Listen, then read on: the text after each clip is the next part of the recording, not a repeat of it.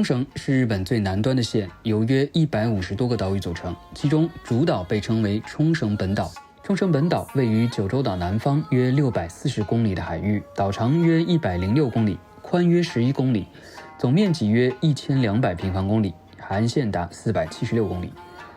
冲绳应该是夏天日本最火爆的旅游地，除了来自世界各地的游客之外，日本国内线飞往冲绳的航班几乎每一班都是爆满。落地冲绳，大家通常最先前往的都是冲绳最大的城市那霸市。关于这里的住宿，很多朋友都有疑问。老宋这次特别体验了2家差别非常大的住宿，一家极其廉价，一家相当豪华，供大家选择参考。从那霸机场乘坐机场巴士约25分钟到达市区最繁华的国际通，然后步行约8分钟前往第一晚的住宿。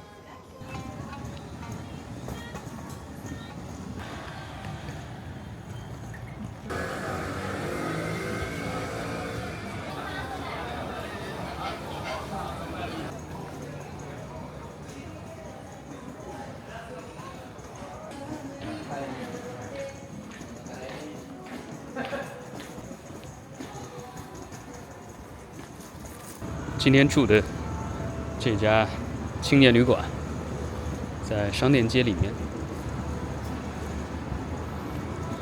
有那种胶囊房，还有单独的房间。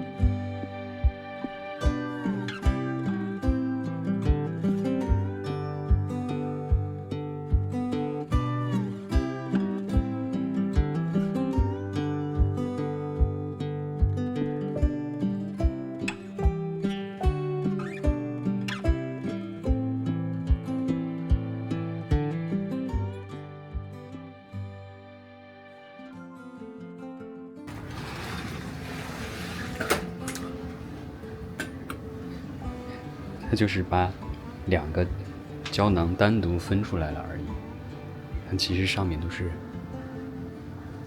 是连起来，都是空的，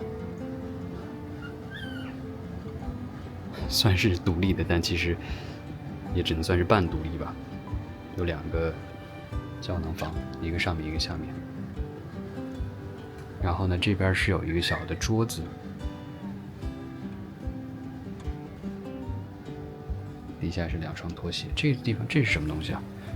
这是一个小柜啊，小冰箱。这还有个小冰箱。果然是冲绳，因为天气比较热，很多人可能还是想要喝凉的，所以有一个小冰箱。这边有个镜子，上面有一个挂钩。啊，这是算是一个简易的门，把这个拉起来，就算是隔开了。但其实上面都是空的，完全可以听到旁边的声音的。所以这里面也不能太大声。胶囊里面倒还算是挺宽敞的，然后角落这边有2个插座充电的地方，上面有一个耳机，还配了一个小风扇，害怕天太热。它这个是倒不错，背后有一个这个软垫可以靠的地方。底下是枕头。哎，这耳机这是铁三角吗？好像是。帘子拉起来的话，就完全封闭起来了。然后它这胶囊里面倒是有一个很大的电视机，这还是比较少见的。一般胶囊房里面都不会有这么大的电视，海信的电视。里面这个环境其实我觉得还是挺舒服的，挺宽敞的。不会觉得特别压抑，然后也挺干净的，基本上。所以我觉得住个1-2晚上的话呢，其实也还挺不错的，至少价格很便宜，而且离外面的逛街的地方啊、吃饭的地方都挺近的。如果想比较节约的住宿在那霸的话，我觉得这个地方还挺推荐的。然后你仔细看，其实它旁边这还有一个衣柜，然后呢兼保险柜的作用，上面可以挂衣服，然后呢底下可以把行李箱放在底下。这个空间其实还挺大的，应该可以放2个大的行李箱都没问题。上面这块也可以放。然后它这是有密码锁的，可以自己设置密码，然后把这锁起来。这个当地的欧利永，冲绳当地的啤酒。从前面那个门进去是住宿区，然后呢，它的住宿区和洗漱区是分开的，洗漱区是在这边。然后呢，这里面是洗手台，然后这是卫生间，然后里面这边还有3个卫生间。然后洗澡的话呢，全部都在6楼。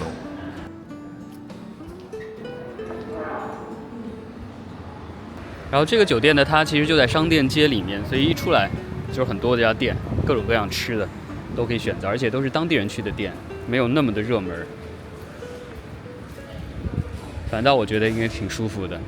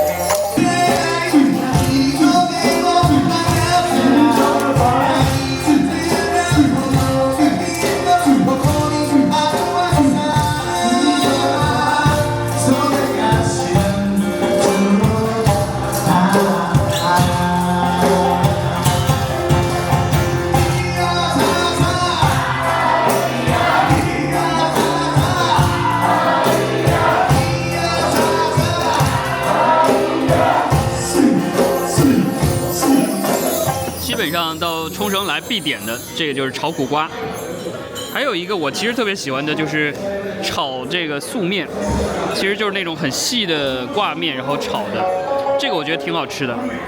然后另外他们就吃很多猪肉的东西，像这个猪软骨啊，还有猪脚，这都是比较冲绳特色的这些食物。还有他们这边的有一个当地的海藻，某兹哥海藻的这个天妇罗。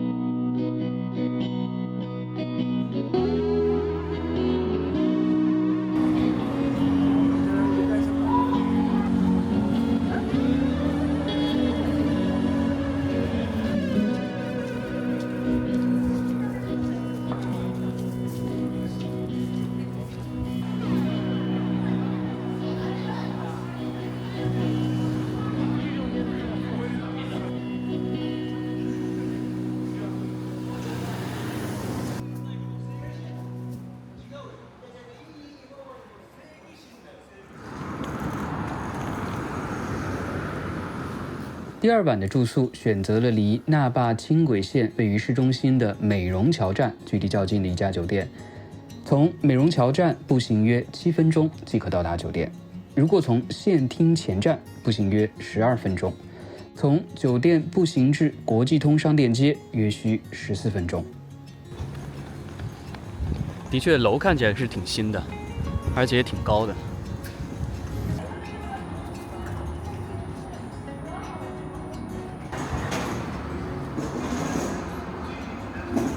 真的是5月1号才开业的一家酒店，很新啊。现在很多酒店都喜欢把前台放到楼上，就不是在1楼。这家的前台是在17楼。果然，很多现在的新的酒店都把前台放在高的楼层，这样的话显得整个前台特别漂亮。然后它前台这边呢，其实还是兼了一个酒吧的功能。如果是这些东西换成泳池的话，就跟很多泰国那些酒店一样。然后它晚上这边是一个酒吧，露天的室外的酒吧。啊，确实这视野特别好。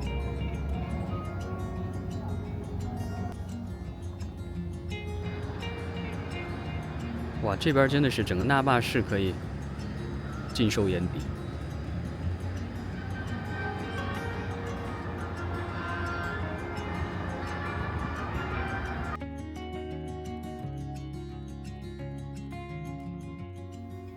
今天是1608，就是它底下的一层，倒数第2最高的一层。1608在这儿。这边是放2套睡衣，门口还有一个类似于玄关的地方，就是这算是他们比较高级的一个房型了。这边是哇，挺大的，其实2张床。这边的风景应该不错，因为它正对着窗户。哇，确实，哇，这风景真的很好。拉开的话，真的就整个城市在眼前。哇，这个风景真的不错，这边也可以拉开。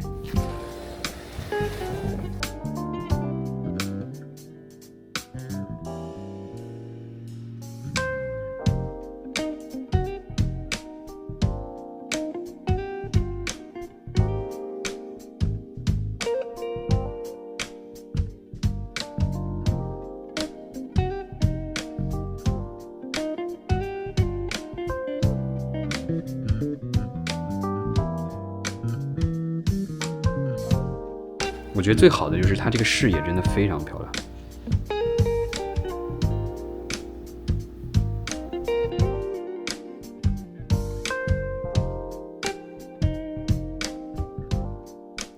然后这边有一个柜子，里面放的冰块盒，然后烧水壶、酒杯、茶杯。这是什么东西啊？哦，这是他赠送的洗脸的套装，乳液啊、洗面奶之类的，确实比较高级，所以它有2瓶水赠送。一般的酒店，日本酒店一般都是没有水的，普通的酒店的话，有个化妆镜。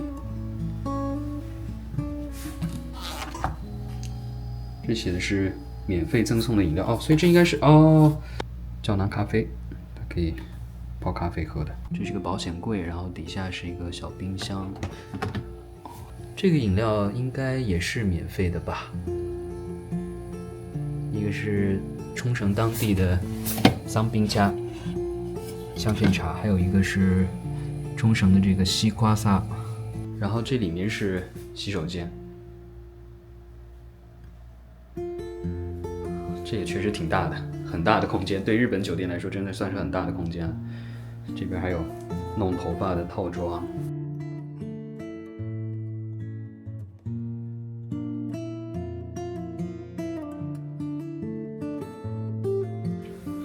这是洗手间，浴室和洗手间是分开，这边是浴室。哇，这个很干净啊！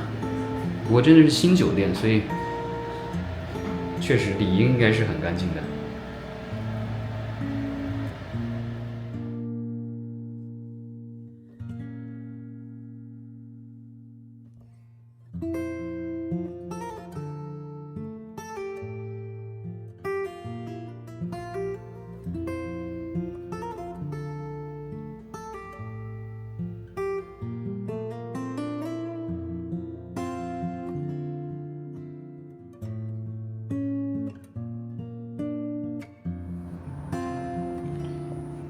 在酒店休息了一会儿，然后现在7点多，基本上已经傍晚了，没有什么大太阳了。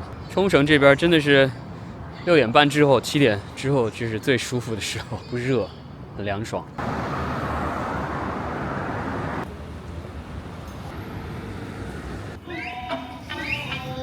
今天又选了一家冲绳料理的店，爆平。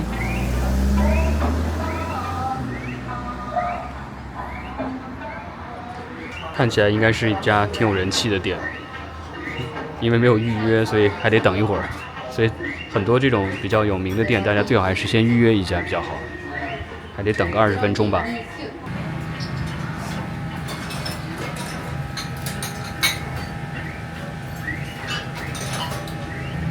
今天点了一个芒果的沙瓦，这边比较特色。其实一般好像挺少看到芒果的沙瓦的。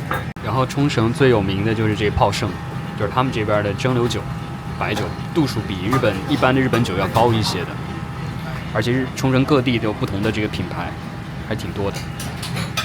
这家店有46种，好多品种可以选。相对来说度数会挺高的，你看都是30度，比一般日本酒要高很多。这是他们当地冲绳豆腐和秋葵拌的菜，这是餐前小菜，就是他们的 otoshi 居酒屋，就是你不点它会上的座位费一样的这个小料理。这个是冲绳这边比较有名的，叫喜马拉酒，就是中文好像叫教头。中国其实好像吃的比较少，有些南方的地方可能会吃，北方很少见。我至少从以前是从来没吃过这东西。它好像是蒜科的，就类似于葱，应该是跟葱是亲属的这样的一个蔬菜。吃起来的口感啊，我觉得有点像洋葱，稍微有一点点那种蒜味儿，但是一点都不辣。然后冲绳这边也算是日本比较少有的吃猪脚的地方，很多其他地方几乎没有。像那个鹿儿岛啊，之前去过的岩美大岛那边也是有，越往南边这边越多。冲绳这边真的很多，这叫 T B 鸡。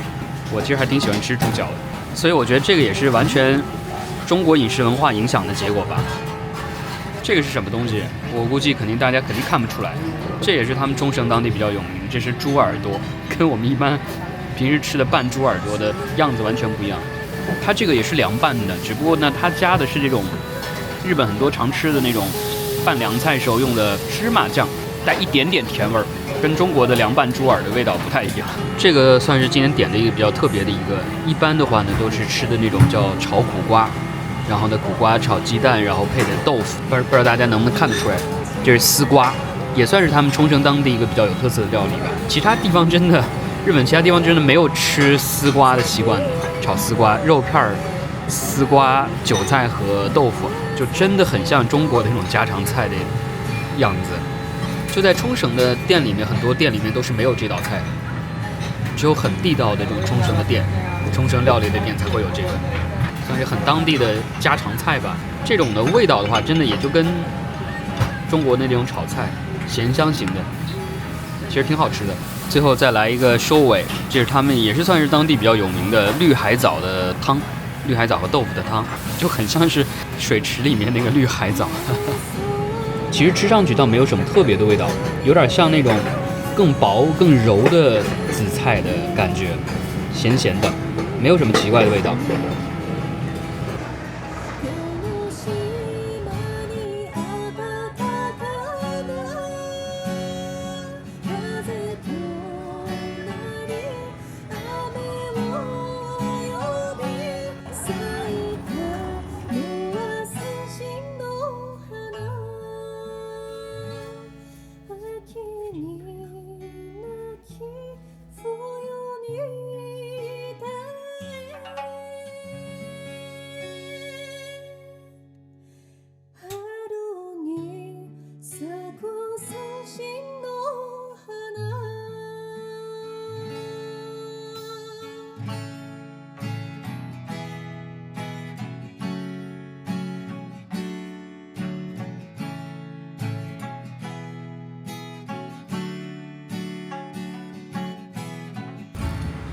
夏天的冲绳真的是酷暑啊！白天真的非常热，只适合傍晚出来活动，或者是去海边。冲绳有很多这种花花绿绿的衣服，这其实是他们这边的正装。很多上班工作的人，他们不穿西装的，然后他们是穿这种衣服。如果在东京，在日本，在东京穿这种的话，就是感觉要么就是冲绳人，要么就是刚去冲绳旅游玩。还有这种小的购物袋，真的很多东西，贴纸啊什么之类的，还有小的毛巾，真的是各种周边都有。拖鞋也挺好看的，其实这种真的街上特别多人穿，来冲绳真的是很多人都会立马买一件然后穿上。除了那个欧利永的啤酒以外，还有就是这个 Spam。受美军影响的午餐肉，也是做成各种周边的产品。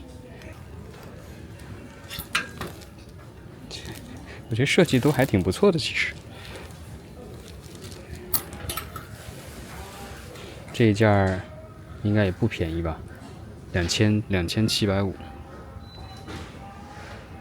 还有 Spam 的内裤、袜子。真的很多，各种周边都有。喝啤酒的杯子，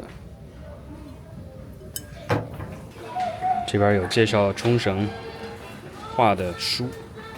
冲绳话很多，其实跟日语是不一样的，而且他们说很多冲绳的话，其实受中文的影响会比较多一些。有时候你看这个，你看它这个写的叫七八里有，它日语是頑張れよ，就是加油。你听这个七八里有，是不是有点像中文的加油的感觉？七八里有，对，跟中文跟日语完全不一样啊！日语是頑張れよ，七八里有。还有这个，它冲绳话表示遗憾的叫哎呀，你看这跟中文完全一样，哎呀，哎呀，意思也跟中文的这个哎呀表示遗憾的这个意思完全一样。还有这个表示日语的这个绝对的意思，日语的话叫絶対。冲绳话就以，你听是不是有点像绝对的这种感觉？就以，对吧？跟日语的这个絶対完全不一样。又走到国际通了，还是这边人会多一些。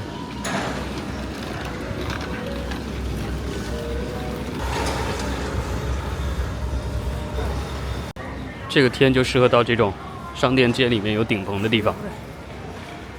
否则外面真的是紫外线太强了。公社市场就是吃海鲜的地方，在这儿。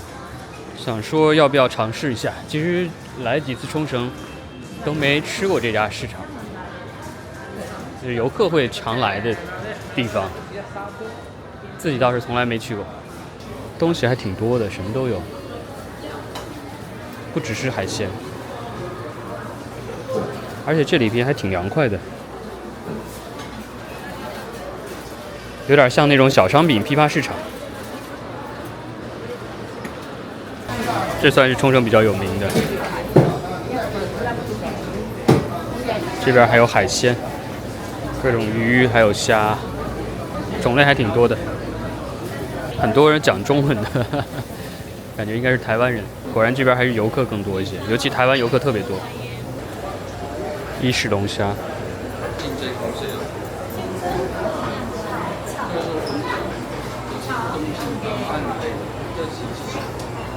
店员也是台湾人，然后游客也是台湾人，都会讲中文。除了海鲜以外，还有牛肉，石原牛也是很有名的。石原牛肉。谢谢。在这儿买，在岛上吃。我发现真的，大部分都是台湾的游客，从声音的话就可以听得出来。果然可能离得比较近吧，所以来这儿玩的台湾人还是比较多。感觉咨询的全都是台湾的游客，然后可以买了在楼下买了，然后在楼上这边加工，但是楼上也有自己的吃的东西。猪脚定时1000块，然后炒苦瓜800，价格还算便宜，还算正常，也不能算便宜吧。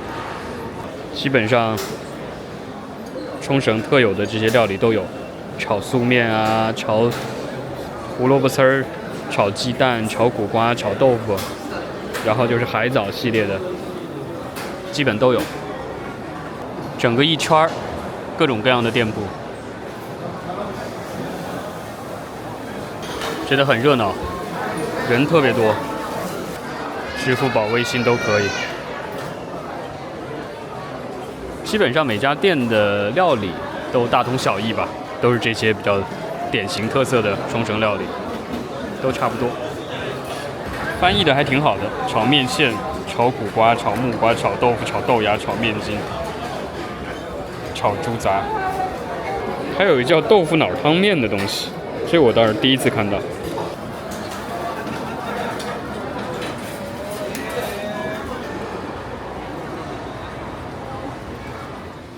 其实感觉这种小店倒是挺有氛围的，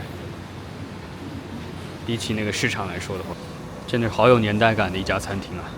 一般人我估计都不太敢进去。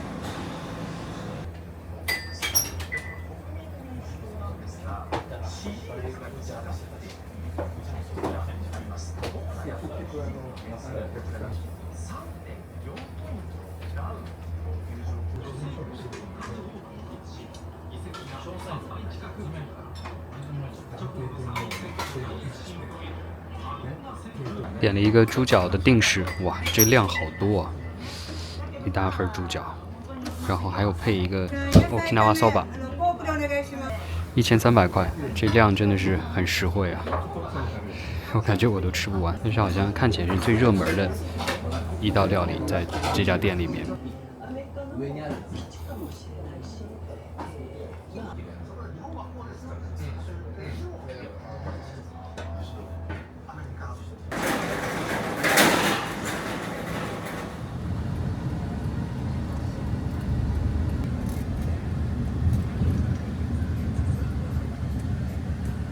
这里是冲绳的县立博物馆，想说实在是天太热了，找一个室内的地方。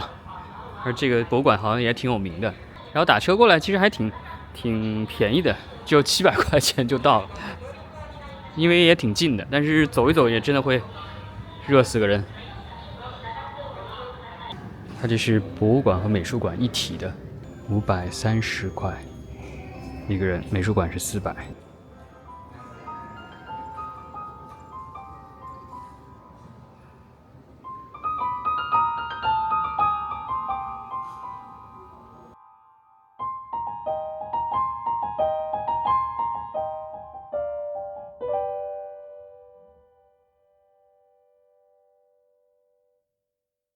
从这个美术馆和博物馆，这是2馆合一的一个设施出来了，我觉得其实挺不错的。虽然它里面很多其实不能拍照，但是它2个馆我觉得设计的都挺好的，然后动线比较清晰，也没有那么大。有些那种博物馆真的非常的丰富，但是会很累很辛苦。我觉得这边还好，它很紧凑，一个圈过去，整个历史啊、文化什么的都看得很清楚，而且呢也挺生动的做的。另外，它这个建筑的设计呢，是模仿了冲绳古代的那种 Gusku， 就是古代城堡的样式，也挺有特色的。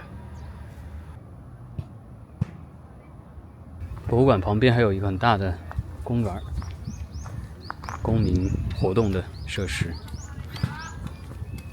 这个公园呢叫新都心公园，因为他们这边这个区域呢算是那霸市的新城的地方。所以叫新都心，相对来说这边的这个建筑啊设施都比较新一点，很多楼都是新建的。旁边那个楼上都写的大兴新都心。大坝还算是挺有活力的一个城市吧，毕竟是旅游城市，也挺有名的，游客也是源源不断，所以整个城市也是人口在不断增加的，比起日本很多的小城一直衰败，一直人口减少，要好很多了。这边的感觉氛围真的跟那霸市内的那些地方不太一样，挺像新城区的，果然是新城区。那哈，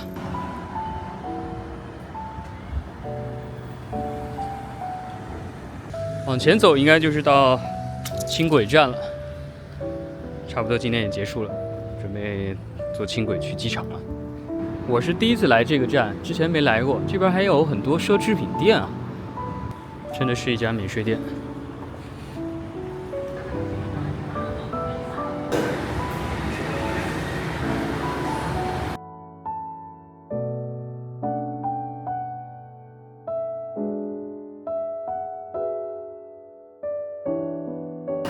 到那霸机场了，那霸市的这个轻轨真的很方便，市区过来远点也就20分钟。那霸就是我觉得好处就是真的很紧凑，整个城市不大，但是该有的都有。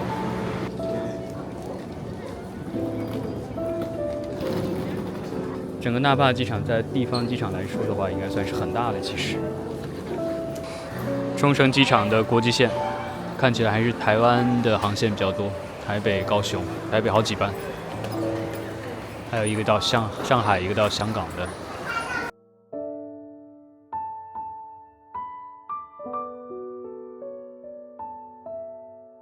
看了一下，大家如果要到冲绳机场吃饭的话，一定要到4楼最北边的这个地方，有一个叫冲绳家庭料理的店，这家店真的很便宜啊，600多、700多，这个我觉得比市区还要便宜。相当实惠，这边来的人会比较少一些，大家都集中在4楼中间那个地方。不是4楼啊，3楼最北边的地方啊。价格很便宜，而且是冲绳当地特色料理，这量也不少，很实惠啊！我觉得这真的是宝藏店，比市区要便宜很多，这才690块。这家店的在3楼国际出发 check-in 柜台最边的这个地方。真的是在很不起眼的一个角落，但是价格真的很便宜，而且味道很好，大家真的可以冲。